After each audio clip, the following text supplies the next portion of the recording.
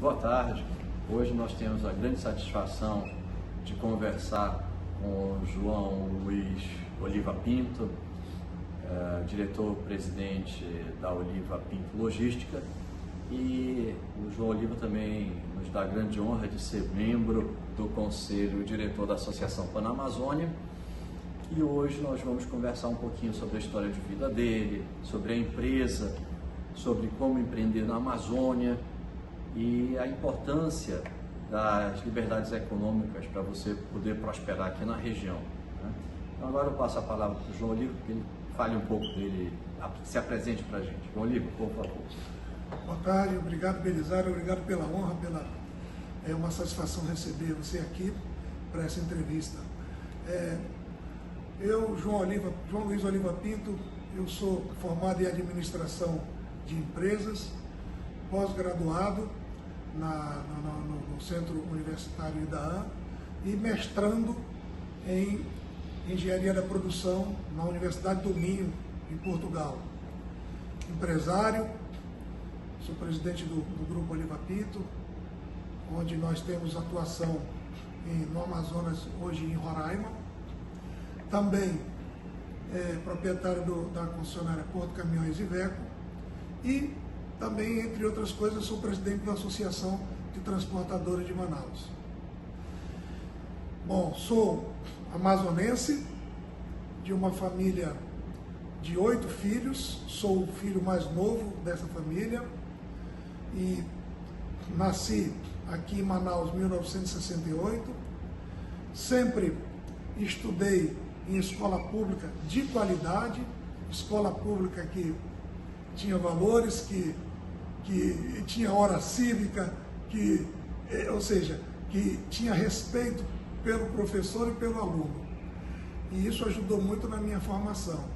Também sempre fui estimulado pela minha família para o trabalho, para ter uma boa conduta, para ser um cidadão de bem. E isso, com certeza, fez muita diferença na minha vida e vem fazendo até hoje. João Oliva, qual era o bairro que a sua família morava aqui em Manaus? Quando eu nasci, a gente morava ali na Vila Municipal, porém, a minha vida toda eu morei na Cachoeirinha. Minha família morava ali na Rua Belém, hoje Rua Marciano Armonde, onde meus irmãos empreenderam lá no transporte, inicialmente, já que na minha família tem muita gente que trabalha com transporte, até por conta do meu tio.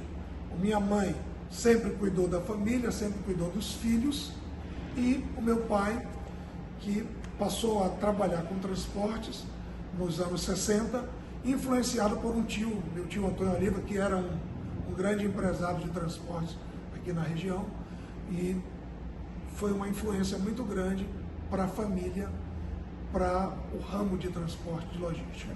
Isso que era a próxima pergunta, que eu ia fazer exatamente isso, como é que você se tornou empresário? Então já foi natural porque a família já estava envolvida, né? Como era o nome da empresa do seu tio? A empresa do meu tio chamava Transportadora Oliva, Oliva apenas. E transporte de mercadoria? Transporte de mercadoria, transporte de carga e também serviço de terraplanagem e de construção civil. Eu perdi meu pai muito cedo. Aos 9 anos eu perdi meu pai e passei aos 12 anos já a trabalhar, porque os meus irmãos eram muito exigentes. A minha mãe e os meus irmãos eram muito exigentes. Então, que sempre teve aquela preocupação de colocar a gente no bom caminho. E o bom caminho era ter ocupação. Então, estudava de manhã e trabalhava à tarde, ou estudava à tarde e trabalhava de manhã. No princípio foi assim, até os 15 anos. Depois dos 15 anos, eu passei a estudar à noite, que aí não tinha mais jeito, tinha que trabalhar o dia todo para poder dar conta das atividades, das diversas atividades que existiam dentro da empresa de transportes do meu irmão. Desculpa, você tinha que idade, né? Quando eu comecei a trabalhar, eu tinha 12 anos. E trabalhei dos 12 até os 20 com meus irmãos, quando eu saí para fazer a minha empresa. E você acha que esse fato de ter começado a trabalhar novo ajudou você?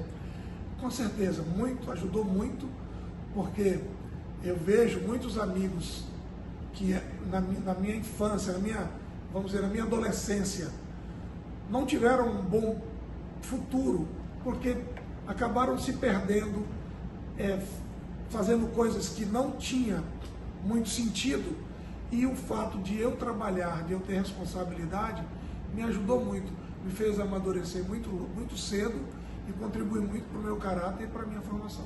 Muito bom. Você, no comecinho da sua apresentação, você falou, olha, eu estudei em escola pública e tinha hora cívica. E depois você falou que seus irmãos e sua mãe se preocuparam sempre em você ter uma ocupação para ir para o caminho certo.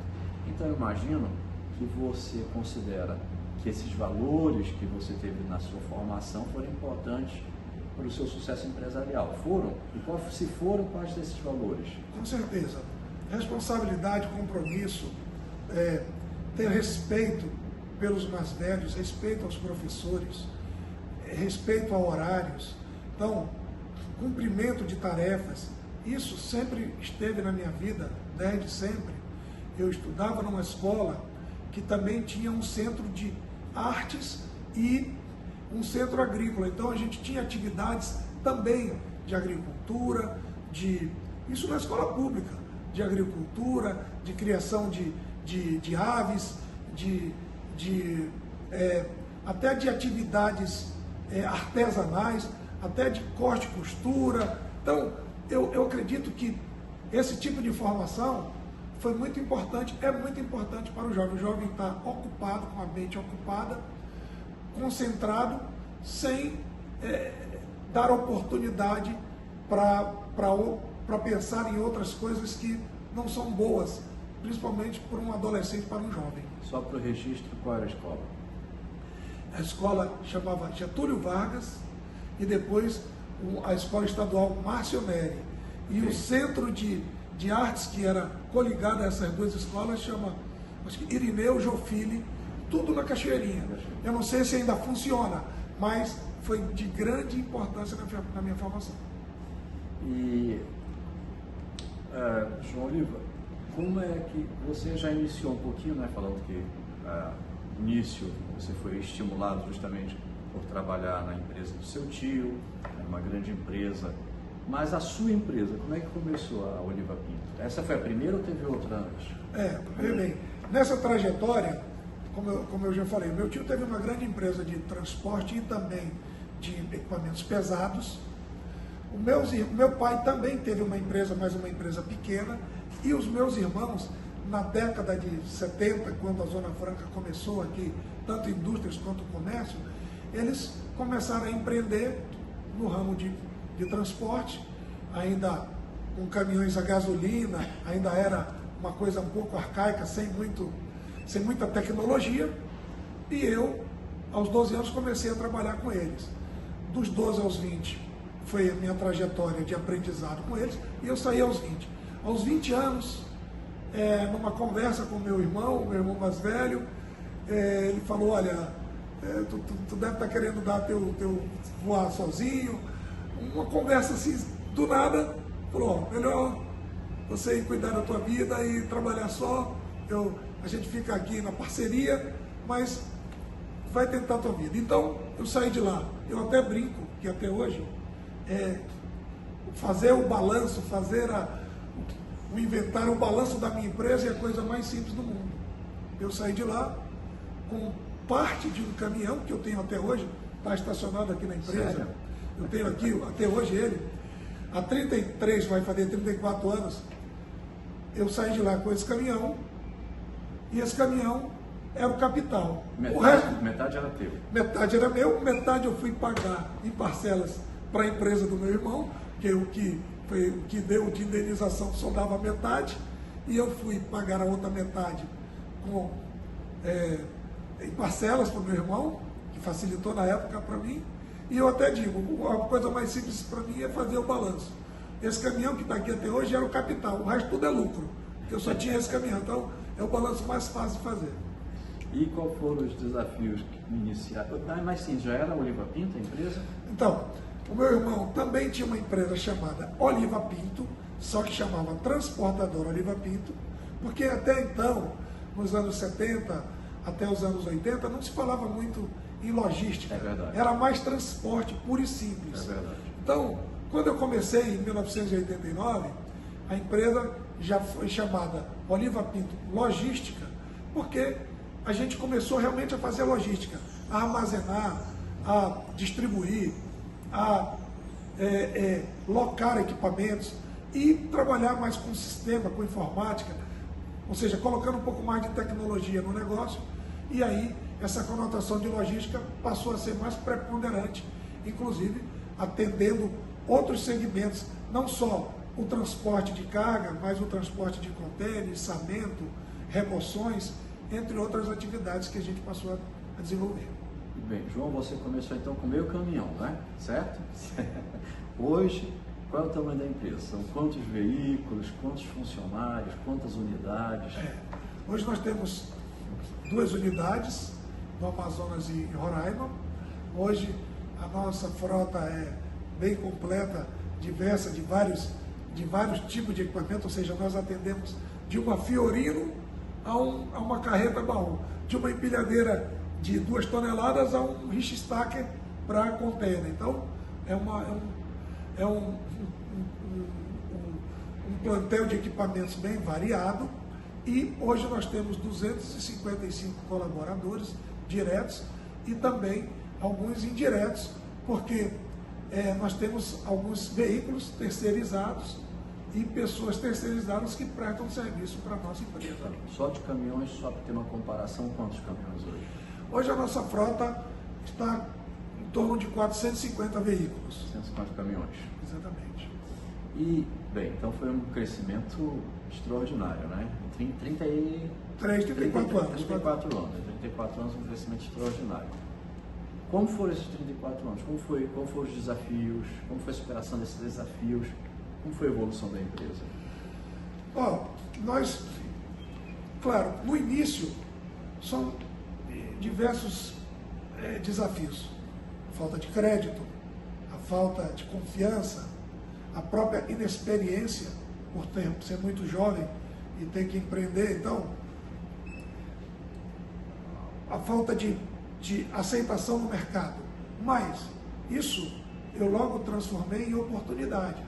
Porque eu até digo, toda vez que eu ia entregar uma carga num comércio, naquela época, iniciando as atividades, transportava muita carga do aeroporto, muito material importado. Manaus vinha, naquela época, muito produto importado, videocassete, filmadora, entre outros produtos. E quando eu ia entregar uma carga ali na Guilherme Moreira, com meus caminhões, na Doutor Moreira, ali na Marcílio Dias, que era o centro que pulsava até então, o que eu sempre foquei? Vamos ver o que a gente pode trabalhar de logística reversa. Eu sempre pensei na logística reversa. Então, se eu chegava para entregar uma mercadoria, essa mesma empresa às vezes tinha uma outra mercadoria para deslocar para uma outra loja, ou tinha até algum rejeito que tinha que retirar de lá, que era a sobra da atividade dela. Então, ou seja, eu tentava sempre otimizar e conquistar os clientes. Todos os clientes importantes ali do centro da cidade, todas aquelas lojas importantes do centro da cidade, passaram a ser meu cliente rapidamente, até porque a gente prestava um serviço de qualidade e com um preço que era aprovado por todas as empresas daquela época. E hoje a empresa, qual é o foco dela? Quem são os seus clientes? São empresas de comércio? É um distrito industrial?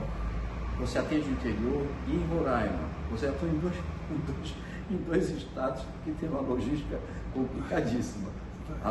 Manaus, que é Amazonas, que não tem estrada, enfim, Manaus, que é uma ilha cercada de rios e floresta, e Roraima, que está muito isolada, só tem a ligação pela BR-104.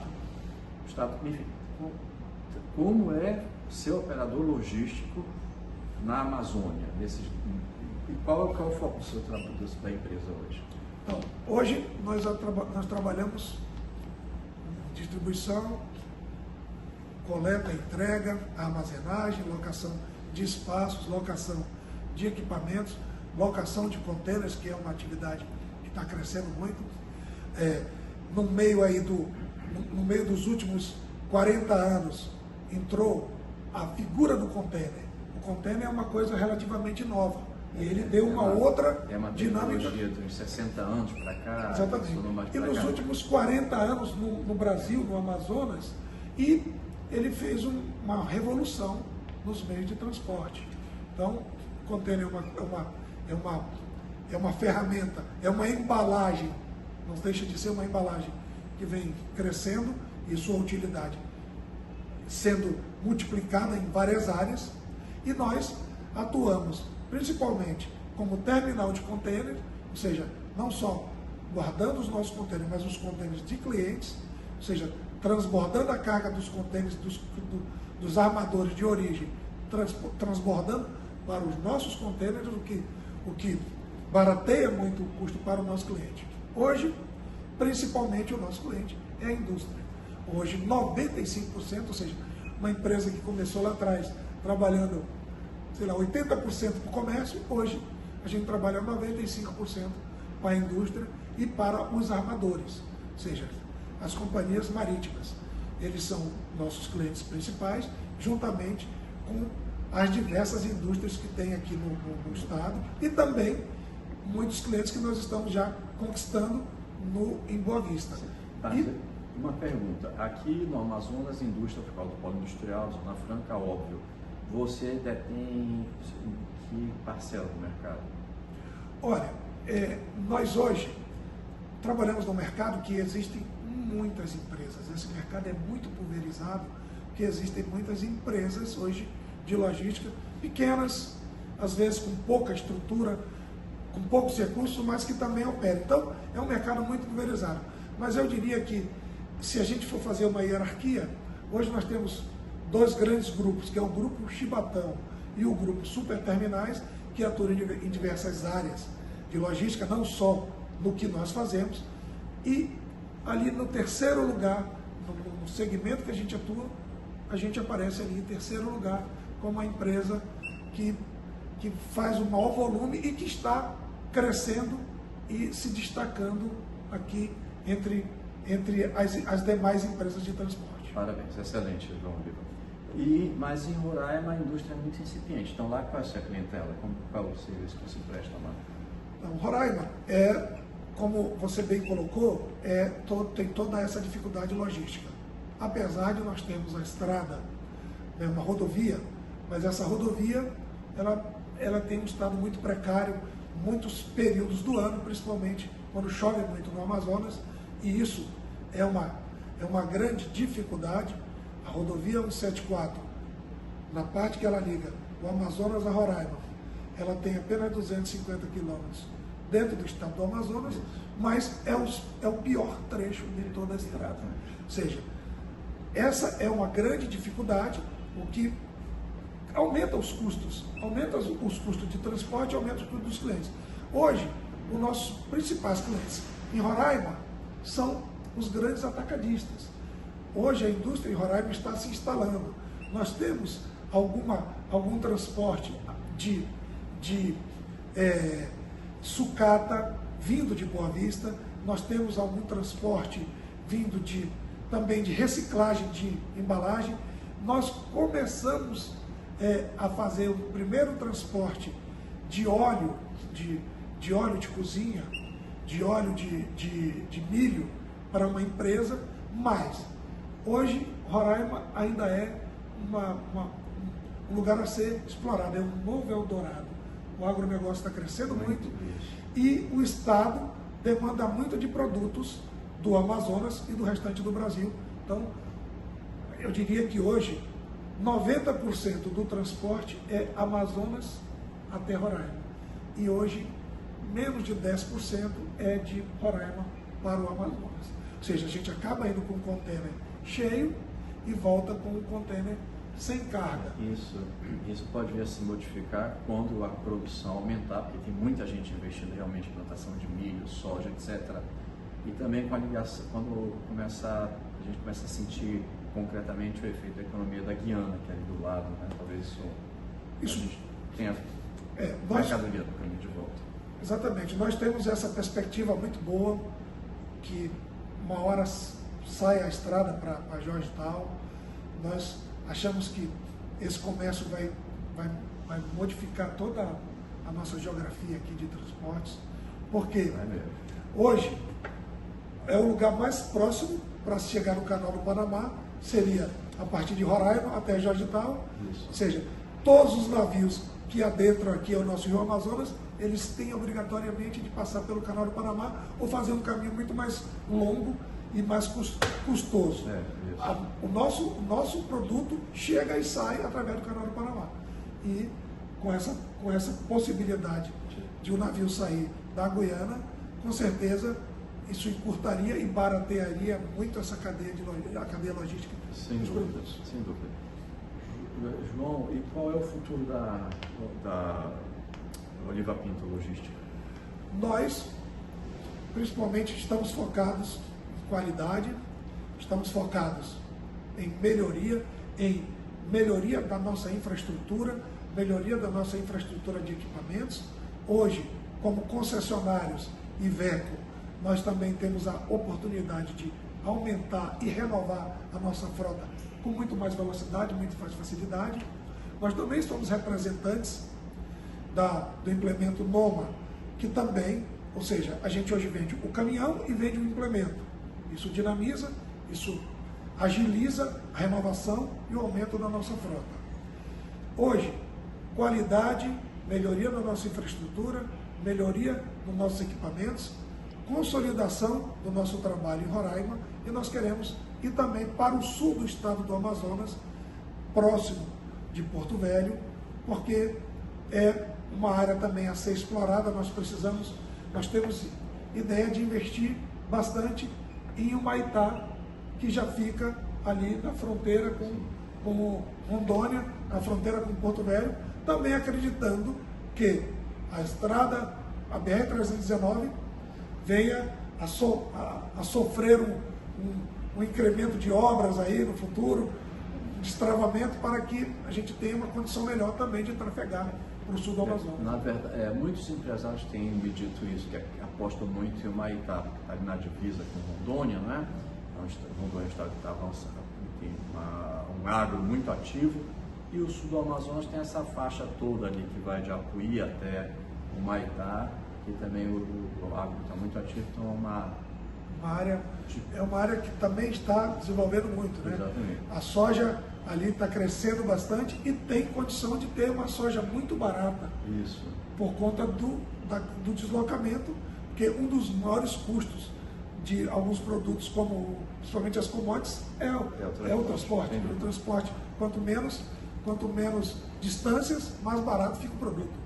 João, deixa eu te perguntar uma coisa. Pegar aí um gancho de algo que você falou.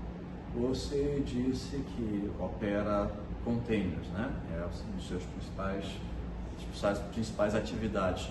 Você mencionou, container é uma tecnologia que já existe há 40, 60, eu falei, pode ser 40 anos, 60 anos, enfim, mas o fato é que aqui no Amazonas você consegue trazer container até Manaus. Por interior você consegue? Eu acho que não, né? Aí, falando nisso, desculpa interromper, falando nessa questão do container, que é uma tecnologia consolidada de transporte, de armazenamento de carga mundial, e a gente não consegue levar um container para nenhum interior do Amazonas, porque não tem porto com capacidade de receber, não é? Eu queria que você, a partir disso, fizesse alguns comentários sobre o que é empreender na Amazônia, especialmente para uma empresa de logística. Belisário, como você sabe, eu tenho uma admiração muito grande pelo Dr. Jaime Benchimol.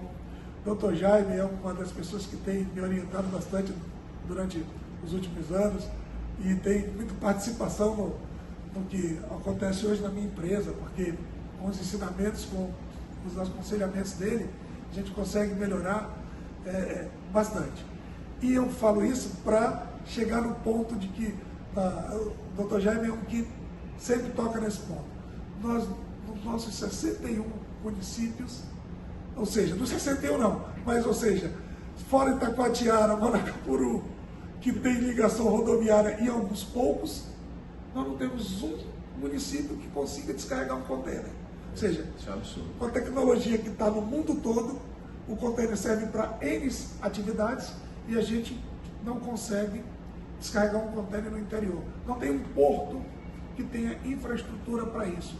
Então, você imagina você ter que fazer deslocamentos através de balsa, de equipamentos, e que precisam ficar fisicamente o caminhão, a carreta, para fazer o transporte e o descarregamento, por conta de que nós não temos opção no interior do Amazonas de infraestrutura para poder fazer um transporte de qualidade. Então, você imagina o que é uma empresa, citar um exemplo, quando nós pegamos, ainda há muitos anos atrás, para distribuir os equipamentos do projeto Civan. Você imagina o que é você levar uma antena, um kit para transmissão via internet, uma antena, uma TV, um kit completo para entregar nos interiores, onde você tinha que mandar fazer essa distribuição de caminhão. Nós fizemos muitas vezes levar o caminhão até um rio, depois pegar um rio durante 8 ou 9 horas de barco, de voadeira, depois subir no lombo de um burro aquele kit e andar mais 2, 3 horas para deixar numa aldeia. Imagina que um caminhão chega lá na segunda-feira e o cacique da aldeia só vem naquela localidade na terça, o motorista tem que dormir lá. Ou seja, nosso interior é uma operação de louco. Uma operação de guerra. Né? Uma operação de guerra. Ou seja, transportar na Amazônia, nas rodovias que nós temos, as poucas precárias e a nossa rodovia principal, que é o rio, sem balizamento, sem, muitas vezes assoreados em muitas épocas do ano, ou seja, dificuldades mil aqui para você transportar na Amazônia. Falando nisso, como impactaria no seu negócio se a BR-319, tanta resistência existe contra ela, né? Se ela tivesse plenamente trafegável? Olha, a BR-319, ela traria um ganho principalmente de tempo, além de um ganho de custos, mas principalmente de tempo. Hoje, por exemplo, neste momento, nós estamos vivendo uma situação onde o rio está praticamente no mais baixo possível, onde algumas empresas até já suspenderam os navios para cá. A Aliança é uma que suspendeu os navios dela para cá, que ela tem os navios de alto calado, que hoje não entram aqui. Então, ou seja, limita a carga dos navios, não tem, ou seja, nós vamos ter um problema nesse momento, nos próximos dias, de dificuldade de escoamento de produção. E olha que nós estamos aí na beirada da Copa do Mundo, muitos produtos eletrônicos para mandar para o centro consumidor e também na chegada de produtos. Então, a BR-319 ela seria importantíssima, por exemplo, neste momento.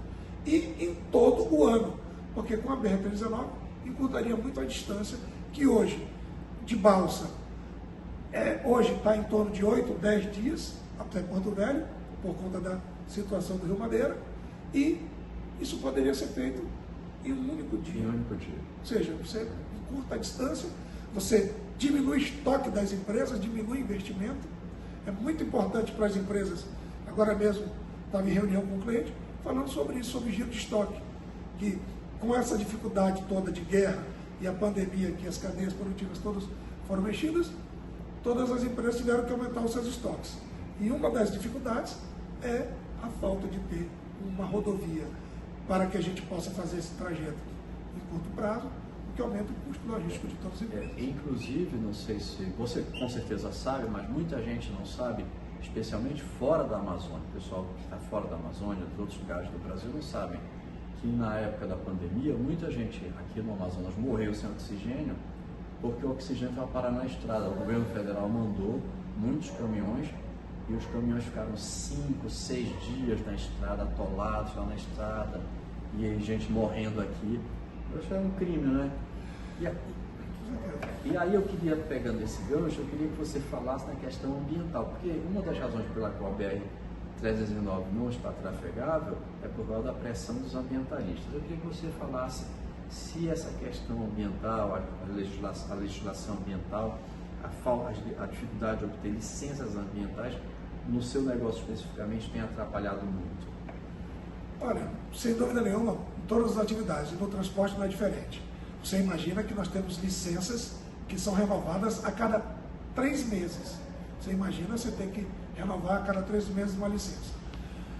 Ou seja, licenciamento ambiental, os próprios órgãos estaduais, claro, municipais e federais, existe uma periodicidade muito curta das licenças e uma exigência muito grande para você conseguir as licenças. Uma burocracia exacerbada, o que até, em alguns casos, até propicia que alguém tente vender alguma facilidade para alguma empresa. Então, para você andar regular hoje, para você ter as certificações, para você ter as licenças e as autorizações, é muito penoso, é muito doloroso e muito caro para você conseguir as licenças, além das exigências que são enormes. Claro, você imagina quando se fala de Amazônia, quando se fala de uma rodovia essa que, vamos deixar bem claro, que ela já existe, ela já foi asfaltada, foi pavimentada e que nós só estamos querendo recuperá-la. E toda essa dificuldade, o que atrasa o desenvolvimento da região, o que nos deixa vulneráveis, como foi o caso que você citou da Covid, quando nós não podemos receber o oxigênio via rodoviária por conta da precariedade aí da nossa situação. Ou seja, nós somos uma ilha, nós estamos com essa dificuldade de ligação com o resto do Brasil, e isso é uma grande, até uma oportunidade de dizer que empreender aqui tem todas as dificuldades, e eu até digo, quando vem um empreendedor de fora e ele vem colocar um negócio no Amazonas, principalmente no Amazonas de Roraima, eu até brinco, ele vem aqui no dia que inaugura e depois no dia que fecha, e quase nunca vem, porque até para ele se deslocar de outros estados para cá, nós sabemos as dificuldades que tem até na malha aérea. Imagine na parte logística rodoviária, piorou. Já que você tocou nesse assunto, eu queria fazer uma pergunta. A Amazônia, sem dúvida, é um oceano de dificuldade, mas essas dificuldades, elas representam também oportunidade, porque todas as histórias de empresas de sucesso que eu conheço aqui na região, é justamente alguém que identificou uma dificuldade e nessa dificuldade uma oportunidade, ou seja, era a logística que não, um tipo de serviço de logística que não existia e apareceu um empresário, foi lá e ofereceu esse tipo de serviço, é o caso do Bertolini. Ou alguém que na área de tecnologia não tinha internet por satélite e essa pessoa, essa empresa trouxe essa solução de internet por satélite para as indústrias, etc. Então toda história de sucesso aqui é assim, tem uma dificuldade, a pessoa vê uma oportunidade nessa dificuldade e aí prospera, não é? Então você acabou de mencionar do que muitos empresários que vêm de fora para cá vêm no dia da inauguração, depois não vem mais. Mas minha pergunta é, para o empresário ou que seja daqui da região, né, que vai começar, ou que vem de fora, qual é o segredo para ter sucesso na Amazônia? É interessante. Por acaso, muita gente pergunta, você é de Manaus, você é do Amazonas? Eu digo, sou Amazonas. Apesar de ser português, por conta da minha mãe, que é portuguesa, mas eu sou amazonense, nasci no Amazonas, sou manauara. E muita gente pergunta, por quê? Porque produzir aqui, gerar negócios aqui, não é todo mundo que tem vocação, que tem resiliência, que tem paciência para empreender. Então, hoje, eu vejo que para ser empresário aqui no Amazonas, você precisa ter muita vontade, porque você vai enfrentar todas as dificuldades de ter o seu produto mais caro, o seu produto, quando você fala de veículos, você tem toda a dificuldade de deslocamento, você vai ter todo o seu suprimento de produtos encarecido pelo problema da logística, pela dificuldade logística. E aí, você precisa fazer diferente, você precisa ser diferente. Para você crescer, para você desenvolver aqui, nós temos uma grande dificuldade, principalmente na prestação de serviço, que é o ramo que eu mais me dedico, que é fazer as coisas com qualidade, ou seja, colocar nível de serviço e agregar valor no trabalho do cliente. Então, o que nós fazemos, o que nós vimos fazendo ao longo desses anos é melhorar a nossa qualidade, trabalhar a fidelização dos clientes, fazendo sempre um pouco a mais, dando segurança, tranquilidade. O cliente sabe que ele, deixando a carga dele com a gente, ele vai dormir tranquilo, a carga dele vai chegar no horário, no tempo e no horário certo para a sua produção ou para o seu comércio. Então, trabalhar os processos, trabalhar,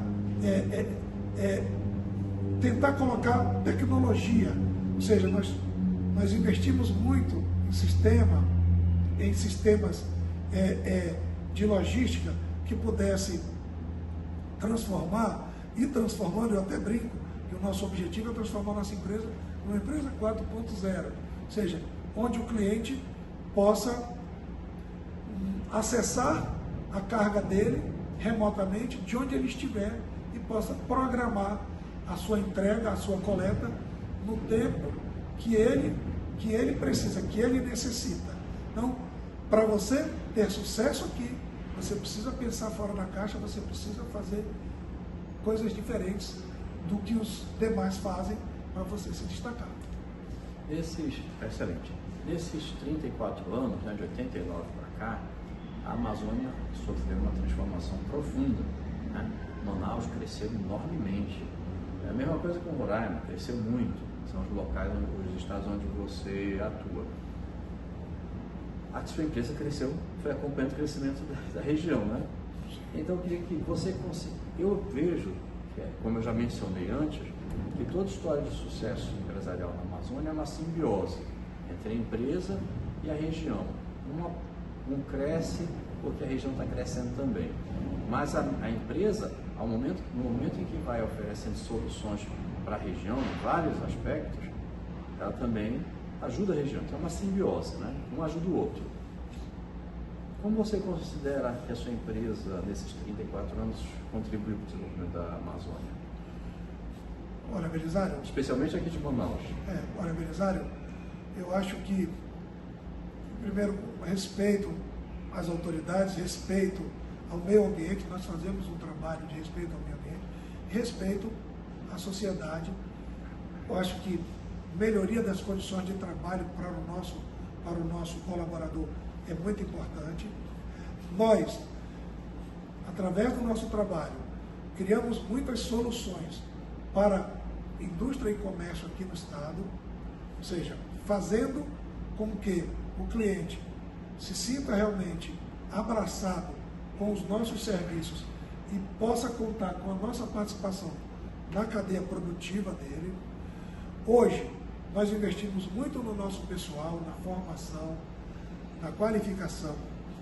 Nós vimos aumentando aí o nosso plantel de colaboradores, ou seja, dando emprego, gerando de impostos municipais e estaduais, principalmente municipais e federais para o nosso estado, investindo também pensando sempre no meio ambiente, ou seja, hoje nossa energia toda é energia solar, hoje nós captamos toda a água e reusamos na nossa empresa, os nossos resíduos são todos eles com a destinação correta, ou seja, nós fazemos a destinação correta da bateria, do pneu, do óleo, de todos os resíduos que nós trabalhamos aqui na nossa empresa. Então, eu creio que com um trabalho sério, com um trabalho pensando no social e no meio ambiente, a gente contribui com pequena parcela para o desenvolvimento e o equilíbrio entre a nossa atividade econômica e, vamos dizer assim, a comunidade como um todo. O João Oliva, aqui nessa sede é 100% energia solar? Hoje já é, eu não diria, não está 100%. Hoje nós temos 85% de energia solar já. A redução de custo foi muito substancial. Inclusive, nós estamos com mais um projeto de energia solar que nós vamos implantar ainda até o final do ano, que vai nos dar uma capacidade até superior a 100%, porque o nosso objetivo é aumentar a nossa atividade, inclusive trabalhando agora também com produtos frigorificados, com essa logística de congelados, e isso vai aumentar um pouco a nossa demanda por energia, e nós vamos aumentar o nosso projeto de energia solar para poder gerar mais e ficar equilibrado. Nosso objetivo é ficar 100% energia solar. Parabéns, excelente, muito bom. João Oliva, ainda há pouco você comentou, falando da questão ambiental, né? Você disse, olha, a cada 3 meses tem licenças que nós temos que renovar a cada 3 meses. Eu imagino o pesadelo que é isso para o empresário, porque eu sei que o processo de renovação dessas licenças é complicado, né? Então eu imagino o pesadelo que é isso. Mas aí, saindo dessa questão ambiental para a questão geral do excesso de normas, isso é um exemplo de excesso de uma norma excessiva, absurda. Você sabe que na Associação Panamazônia, um dos principais objetivos que nós temos é promover na região amazônica o ideal de uma agenda liberalizante na área econômica, né? A gente acredita que a liberdade econômica, a gente precisa de liberdade para empreender e prosperar aqui na região. Então eu queria que você avaliasse isso. Qual a importância de medidas liberalizantes para o seu negócio? Bom, eu acho que o Brasil vem lutando com isso a partir desse novo governo federal, a partir do novo governo vem lutando para fazer uma agenda mais liberal. Então, claro, o liberalismo ele é importante para todas as empresas. Ora, o excesso de normas, o excesso de licença, o prazo curto das licenças, as condicionantes que as licenças vêm atreladas. Então, isso tudo trava, isso tudo demora. Você faz um empreendimento e você, às vezes, fica até anos parado, sem poder iniciar a sua atividade, dependendo de licença, dependendo de licenças estaduais, municipais ou federais. E isso trava e desestimula muita gente de empreender, desestimula muita gente de desenvolver a sua atividade. Então, a gente espera que o governo cada vez se afaste mais e vá cuidar apenas das áreas essenciais para a sociedade e deixe na mão do empresário, que é o grande fomentador da economia, que é a grande locomotiva, né? As empresas que realmente geram impostos, geram divisas, geram empregos, tenham mais liberdade, ou seja, destrave mais. Nós precisamos destravar mais, nós precisamos reduzir os impostos, nós precisamos reduzir a carga de impostos no combustível, na energia, na comunicação.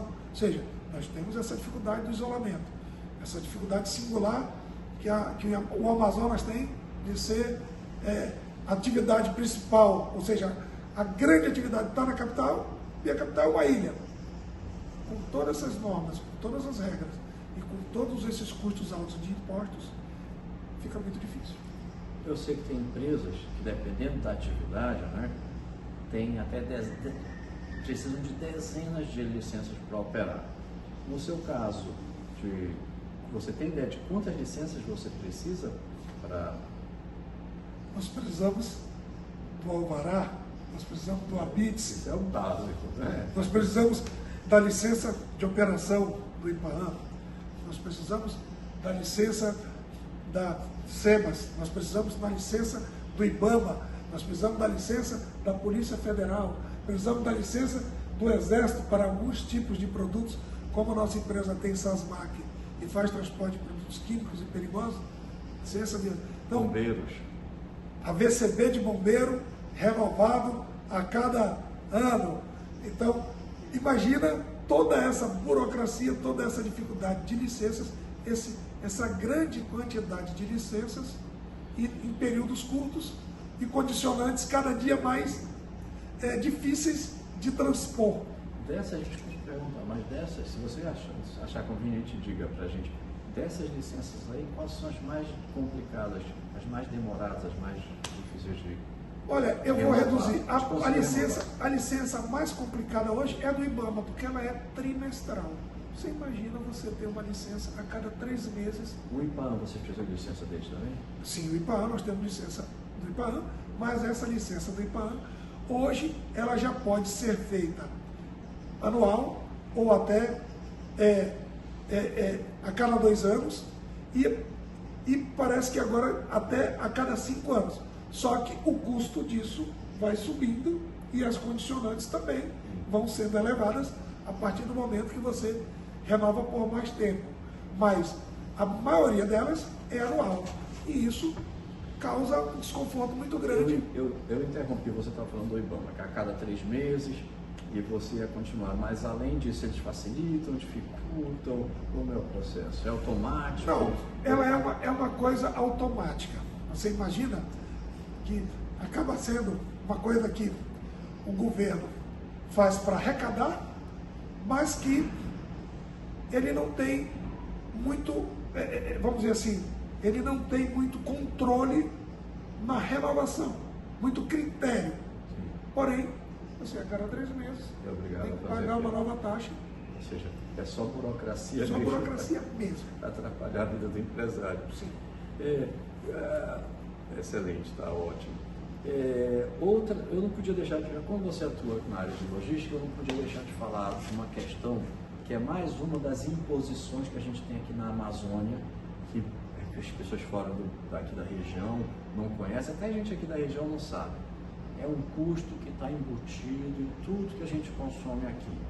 E me parece, no meu ponto de vista, é uma exigência absurda, é um fardo, né, que nós somos obrigados a aceitar sem a necessidade, do meu ponto de vista, que é a questão da praticagem. As pessoas não sabem, se você falasse um pouco do custo dessa praticagem, de como isso impacta no preço final dos produtos, e se é necessário de fato. Olha, eu já fiz uma apresentação até no passado, não sei se conseguiria resgatar, até quando eu fazia parte do Conselho de Autoridade Portuária do Porto, quando ainda era o Porto Público que ainda funcionava com navios, operando navios, não só de cruzeiro, mas também navios de carga e de contêiner.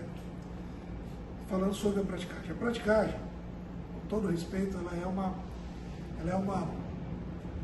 coisa que foi embutida na navegação e que ela gera um custo altíssimo para as companhias marítimas e que, ao meu ver, hoje não agrega muita coisa na operação. O prático, ele vai a bordo do navio, ele conduz o navio pelo canal do rio, porém, ele não tem responsabilidade nenhuma sobre qualquer tipo de ocorrência nesse trajeto e até se torna um pouco inócuo em algumas atividades a presença da praticagem. Hoje, as empresas têm um custo altíssimo. Qual é esse custo? É um custo que é um custo milionário. Um navio chega a pagar até próximo de R$ 1 milhão. R$1 milhão para fazer o trecho de Belém? Para fazer o trecho de Belém, lá da entrada ali, Fazendinha, que é ali no Amapá, entre o Amapá e o Pará, até o Amazonas e voltar. Então, da foz do rio até aqui. Então, isso é uma grande trava. Você imagina? E, obviamente, isso aí o empresário vai repassar para o produto, né? É a sociedade que paga aquilo. A sociedade que paga na conta quando ela compra o produto ou quando ela compra o serviço. Vocês imaginam, se a gente for falar aí de navegação, vocês imaginam que até hoje ainda existem algumas castas nesse processo. Praticagem, a questão da estiva, hoje já está um pouco mais desmistificada, mas se eu for buscar um pouco, não muito longe, há 40 anos atrás, quando eu era garoto ainda, eu lembro que existiam tantas taxas portuárias, que eu vou falar uma que vocês não acreditem talvez. Existia a taxa da vergonha. Você imagina que tinha um percentual a mais de salário, um plus a mais de salário, quando, por exemplo, o estivador tinha que carregar vaso sanitário na cabeça. Se ele tinha que carregar vaso sanitário, ele ganhava um plus a mais, chamava adicional de vergonha na taxa do órgão gestor de mão de obra, que era paga pelo operador portuário, pela companhia marítima, e isso tudo vai para o produto. Então, você imagina ao nível que era, claro, as coisas vêm melhorando, mas algumas coisas que a gente diz que compõe, por exemplo, o terno, chama terno, o termo técnico para a composição dos estivadores, dos componentes que trabalham no navio. Porta-ló, o estivador, o consertador, o vigia, o guindasteiro. Então, você imagina que isso é uma casta que até está sendo quebrada no Brasil, mas as normas portuárias, as leis portuárias, e nisso a praticagem ainda continua exercendo um poder muito grande de controle e elevando os custos, ainda é uma coisa que tem que ser superada, essa questão da praticagem, e só atrapalha e só encarece. João, uma pergunta eu não sou dessa área, né? Mas eu pergunto, hoje existe tecnologia de navegação muito sofisticada, com satélite, etc. É preciso ainda a praticagem com toda essa tecnologia tão sofisticada que existe? Olha, eu ouvi muitas vezes de diretores, de gestores de companhias marítimas, principalmente na época que a gente operava como operador portuário, isso. O prático vem no navio, muitas vezes sem nenhuma atividade. Sem nenhuma função, para fazer. Sem nenhuma função. E ganha se o navio... R$1 milhão. Não, imagina, e se o navio encalhar, por exemplo, no banco de areia, ele não é responsável, porque ele vai dizer, o banco de areia se movimenta no rio. Certo. Não tem balizamento, o rio está assoreado. Então, ou seja, ele não tem responsabilidade ativa nenhuma, muito embora tenha um custo estratosférico em relação a... Ou seja, na verdade, a sociedade amazônica, que é tão pobre, na verdade miserável, sustenta um grupo de pessoas por uma decisão que sabe-se lá por que existe, né? É isso, né? É mais ou menos isso. Se você for ver, é como a questão cartorária que está também se tipificando no Brasil. Exatamente, cartório é outro absurdo. Era um outro absurdo. Então, isso está melhorando ao longo dos anos. Mas a praticagem funciona mais ou menos. É um cartório, exatamente. Então, é como se fosse um cartório. João Luiz, você, bem, a gente já está terminando. Eu queria renovar meus agradecimentos e deixar para você uma mensagem final aqui para quem empreende na Amazônia. Olha, eu quero agradecer aqui a oportunidade, né, de participar dessa entrevista e de contribuir com essa entrevista, de repente, para o nosso livro,